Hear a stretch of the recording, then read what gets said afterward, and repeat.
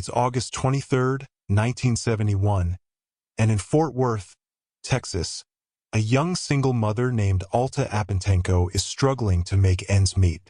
She's just 22 years old, recently separated from her husband, and trying to figure out how to raise her beautiful 21-month-old daughter Melissa on her own. Money is tight, and Alta needs to work to pay the bills, but childcare is expensive and hard to find. Like many people did back then, she decides to place a classified ad in the local Fort Worth Star-Telegram newspaper looking for a babysitter. The ad is simple and to the point: young mother needs reliable childcare for toddler daughter. The ad runs for a few days and Alta gets several responses. Most don't pan out for one reason or another, but then she gets a call from a woman who sounds professional and caring. The woman identifies herself as Ruth Johnson and says she's experienced with children and looking for babysitting work. Her voice is calm and reassuring over the phone, and she asks all the right questions about Melissa's schedule, her eating habits, and what kind of care she needs. Alta feels good about this woman. Finally, someone who seems genuinely interested in helping. They arrange to meet at the restaurant where Alta works as a waitress so Alta can interview her in person before trusting her with Melissa. It's a smart precaution, but unfortunately, Ruth Johnson never shows up for the meeting. Alta waits during her break, checking the clock and wondering what happened. She's disappointed but not entirely surprised. Babysitters can be flaky, and she figures she'll just have to keep looking. But then Ruth calls again later that evening, full of apologies. She explains that her car broke down on the way to the restaurant and she couldn't find a way to contact Alta to let her know. She sounds genuinely sorry and asks if they can reschedule. Ruth suggests that since she's already caused so much trouble, maybe she could just come directly to Alta's apartment the next morning to pick up Melissa, and they could handle the interview then. She promises to take excellent care of the little girl, and says she understands if Alta has doubts after she didn't show up. Alta is in a bind. She needs to work, she needs the money, and finding reliable childcare in 1971 isn't easy. Ruth sounds sincere on the phone, and her excuse about car trouble seems plausible enough. Against her better judgment, Alta agrees to let Ruth come to the apartment the next morning. The next morning, Monday, August 23rd, Alta gets up early and gets ready for work. She's working the morning shift at the restaurant, so she needs to leave by 7:30 a.m.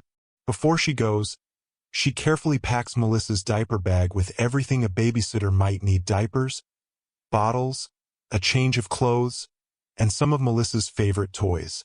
She also leaves detailed instructions about feeding times, nap schedules, and her work phone number in case of emergencies. Alta's roommate, who doesn't work mornings, agrees to be there when Ruth Johnson arrives to pick up Melissa. Alta kisses her little girl goodbye, just a normal kiss, the kind she'd given hundreds of times before, not knowing it would be the last time she'd kiss her daughter for over half a century. As she heads out the door to work, Alta feels that familiar pang of guilt that working mothers know well, wishing she could stay home with Melissa but knowing she has no choice. Around 9 a.m., Ruth Johnson arrives at the apartment.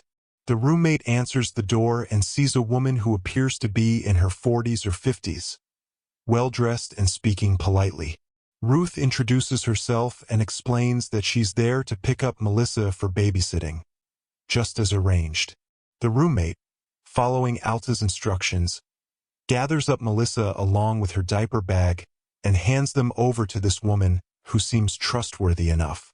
And just like that, Ruth Johnson walks out the door carrying 21-month-old Melissa Highsmith, and they disappear forever. When Alta finishes her shift at the restaurant and comes home that evening, she's tired but looking forward to seeing her daughter. She expects to find Melissa playing with her toys or maybe taking a nap, and she's curious to hear how the first day with the new babysitter went. But when she walks into the apartment, there's no sign of Melissa anywhere. Her roommate explains that Ruth Johnson came as planned and took Melissa for the day. Alta checks the clock. It's past 6 p.m., well past the time they had agreed the babysitter would bring Melissa back. At first, Alta tries not to panic. Maybe they went to the park and lost track of time, or maybe Ruth stopped at the store and got delayed. These things happen with babysitters sometimes. But 7 p.m. comes and goes. Then 8 p.m. By 9 p.m., Alta is frantic. She realizes she doesn't have Ruth Johnson's phone number or address. They had planned to exchange that information when Ruth picked up Melissa, but since Alta wasn't there, it never happened. She has no way to contact this woman who has her daughter. Alta calls the police, her heart pounding as she explains the situation to the dispatcher. A baby taken by a babysitter who hasn't returned her. But this is 1971, and the response isn't what you'd expect today. The officer who takes the report suggests that maybe the babysitter just got delayed. Maybe there was a misunderstanding about the pickup time. He tells Alta to wait a little longer and see if Ruth Johnson shows up. But Ruth Johnson never shows up. Not that night, not the next day, not ever. The police investigation officially begins, but it's hampered by the limited technology and resources available in 1971. There are no Amber Alerts, no immediate massive searches, no computer databases to cross-reference missing children cases. The investigators have a fake name, Ruth Johnson, and only a vague physical description from Alta's roommate. They suspect this woman specifically targeted Alta's newspaper ad, scanning the classifieds for vulnerable single mothers who might be desperate enough to trust a stranger with their child. Detective work in the 1970s is all shoe leather and phone calls. Police canvass the neighborhood, asking if anyone saw a woman with a toddler on the morning of August 23rd. They check hospitals, thinking maybe there was an accident. They follow up on every Ruth Johnson in the Fort Worth phone book, but none of them match the description or know anything about babysitting for Alta Apentenko. The case makes the local news, with Melissa's photo appearing in the Fort Worth Star-Telegram and on local TV stations. The headline reads something like, "Toddler missing after leaving with babysitter." But in 1971, missing children stories don't get the same wall-to-wall coverage they would today.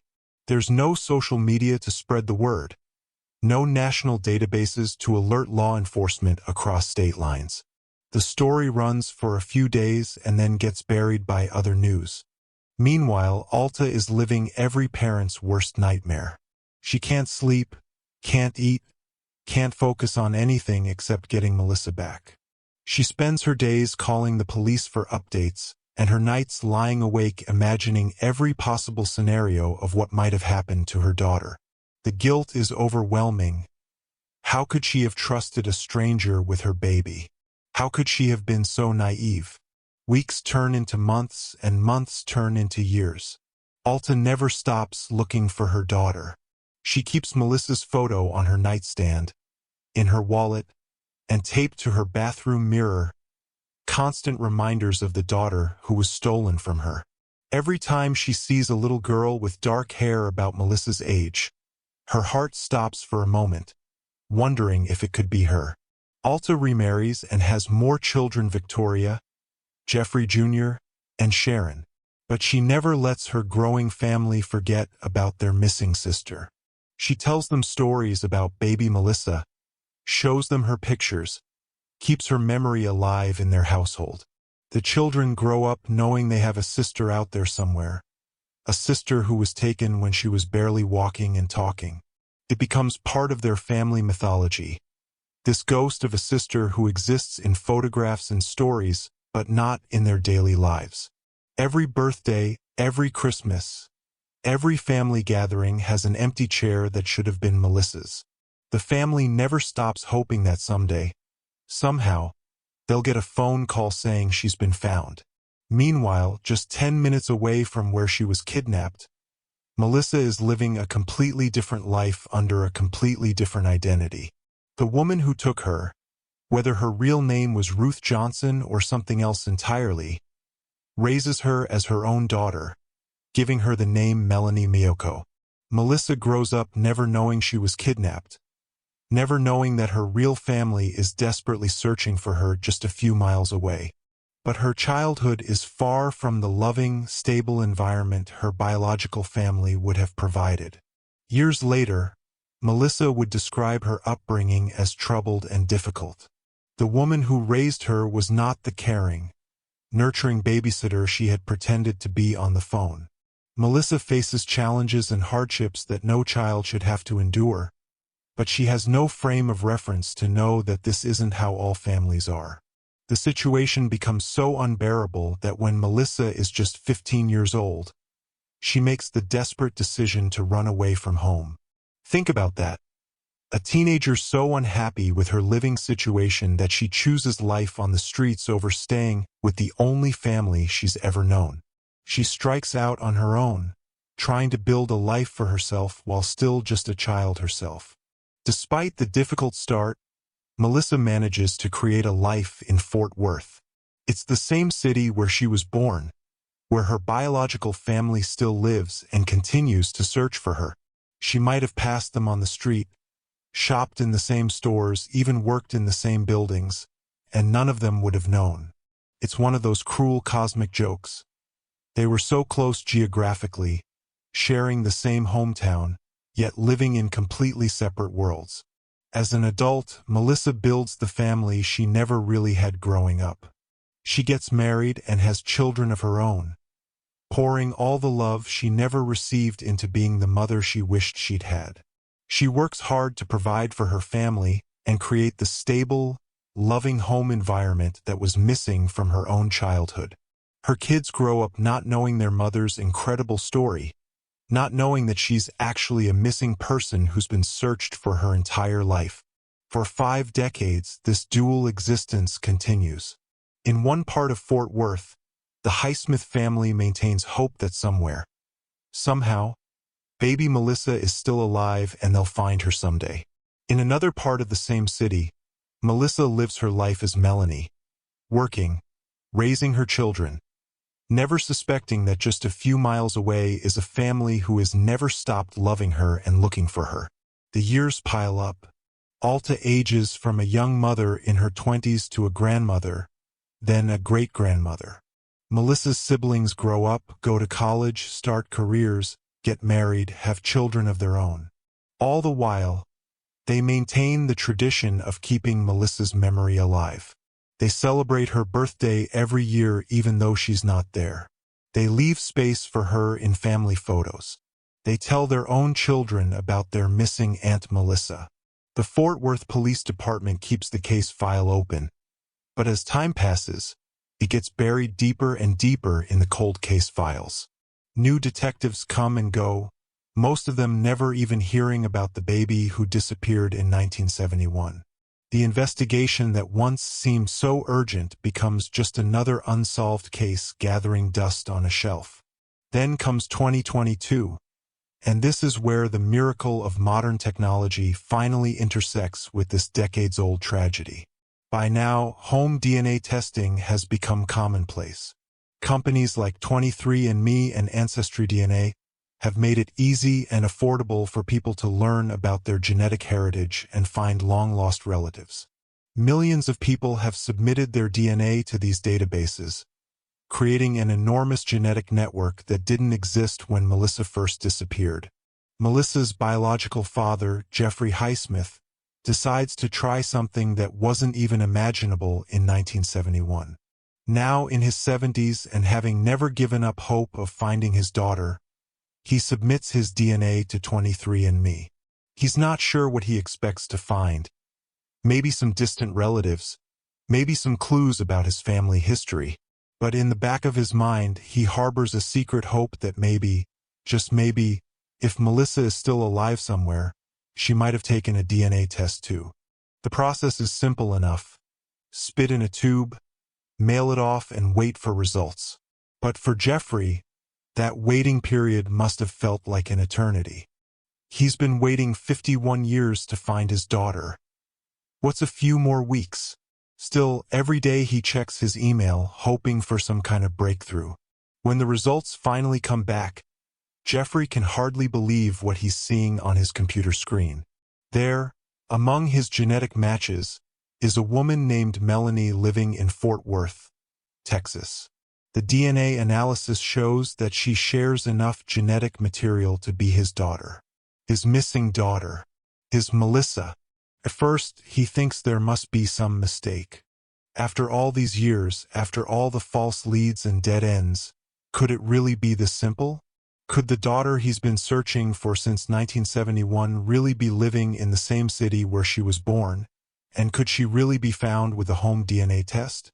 The family reaches out carefully, not wanting to scare away this potential match or get their hopes up too high after so many years of disappointment. They contact Melanie through the 23andMe messaging system, explaining who they are and why they're reaching out. They mention that they're looking for a family member who went missing many years ago and wonder if she might be willing to share some information about her background. For Melissa, receiving this message must have been confusing and unsettling. She's lived her entire life as Melanie Miyoko, and now strangers are contacting her claiming she might be related to them. But something about their story resonates with her. She's always felt like something was missing from her life, always wondered about her origins, and why her childhood was so different from other people's. The family shares photos with her old pictures of baby Melissa, photos of the family she never knew she had. They tell her about the day she disappeared, about the woman calling herself Ruth Johnson, about the 51 years of searching and hoping and never giving up. They compare stories and details, trying to piece together the puzzle of what happened to baby Melissa. Slowly, incredibly, the truth begins to emerge. This woman who has been living as Melanie Miyoko her entire life is actually Melissa Highsmith, the baby who was stolen from her family in 1971. The dates match up. She was born in 1970, making her 21 months old in August 1971. She was raised by a woman who wasn't her biological mother. She grew up in Fort Worth, just miles away from where she was kidnapped. But for Melissa, accepting this truth means accepting that everything she thought she knew about her life was based on a lie. The woman who raised her wasn't her mother. She was her kidnapper. Her entire identity, her name, her family history, all of it was fabricated. She later describes the revelation by saying, "My whole life was a lie." The family arranges for official DNA testing to confirm what they all suspect but hardly dare to believe. The results are definitive. This woman is indeed Melissa Highsmith, the baby who disappeared 51 years ago. After more than half a century, baby Melissa has finally been found. In November 2022, the moment the Highsmith family has dreamed about for 51 years finally arrives. Picture the scene. Alta Apentenko, now 73 years old, seeing her daughter for the first time since she was a 21-month-old toddler. Melissa's siblings, Victoria, Jeffrey Jr., and Sharon, meeting the sister they've heard about their entire lives but never really knew. Cousins, aunts, uncles, and grandchildren gathering to welcome home a family member who was stolen before most of them were even born. The reunion is overwhelming in every possible way. There are tears of joy, tears of grief for all the lost years, tears of relief that the searching is finally over. There are hugs that last forever as family members hold on to Melissa like they're afraid she might disappear again. There are thousands of photos to share, decades of stories to tell, a lifetime of catching up to do. For Alta, holding her daughter again after 51 years must feel like the answer to every prayer she's ever prayed. This is the moment she's imagined countless times, what her daughter would look like as an adult, what her voice would sound like, whether she'd remember anything about her original family. After spending more than half a century wondering if her daughter was alive or dead, happy or sad, loved or mistreated, she finally has her answers. For Melissa's siblings, meeting their legendary missing sister is surreal. They've grown up with her as almost a mythical figure, the sister who existed in photos and stories but not in their lived experience. Now she's real and sitting in their living room, a 53-year-old woman with her own children and grandchildren, her own stories and experiences, her own personality that developed completely separately from theirs. But this story, while it has a miraculous ending, also raises haunting questions that may never be answered. Who was the woman calling herself Ruth Johnson? Was that her real name, or just another lie in a web of deception? Why did she target baby Melissa specifically? Was this a crime of opportunity, or had she been planning to steal a child for some time? What happened to her after she disappeared with Melissa in 1971? Most troubling of all, what was her motive? Did she steal Melissa because she desperately wanted a child of her own and couldn't have one? Was she involved in some kind of illegal adoption ring? Or was there some other reason entirely? The woman who destroyed one family and built another on a foundation of kidnapping has essentially gotten away with one of the most heinous crimes imaginable. The Fort Worth Police Department says they're reopening the investigation now that Melissa has been found. But the reality is that justice for this decades-old crime may be impossible to achieve. Ruth Johnson, whoever she really was, could be anywhere in the country by now. She could have died years ago, taking her secrets with her to the grave. Even if she's still alive and they manage to track her down, the statute of limitations for many crimes has long since expired. There's also the complex question of Melissa's feelings toward the woman who raised her. Despite the difficult childhood and the fact that this woman stole her from her biological family, she was still the only mother figure Melissa knew for most of her life. The psychological impact of learning that your entire identity was based on a kidnapping, that the woman you called mother was actually your abductor, is almost impossible to imagine. Still, for the Highsmith family, having Melissa back is everything they could have hoped for and more. They're not focused on revenge or punishment for Ruth Johnson. They're just grateful to finally be whole again after 51 years of having a piece of their family missing. The healing process will take time, and there will always be grief for the decades they lost together. But the joy of having Melissa back overshadows everything else. Melissa is slowly integrating into the family she never knew she had. She's learning about the Highsmith family traditions, getting to know her siblings' personalities, and building relationships with nieces and nephews who are meeting their famous missing aunt for the first time. She's also sharing her own life story with them, her experiences growing up as Melanie, her struggles and triumphs, her own children and grandchildren who are now part of the extended Highsmith family. The family is planning for their first Christmas together in 51 years, making new traditions while honoring the ones they maintained in Melissa's absence. They're taking family photos that include everyone for the first time since 1971. They're making plans for Melissa to meet extended family members who live far away, including a sister who lives in Spain and had planned to fly to Texas to meet her long-lost sibling. For Melissa, this is both the end of one chapter and the beginning of another.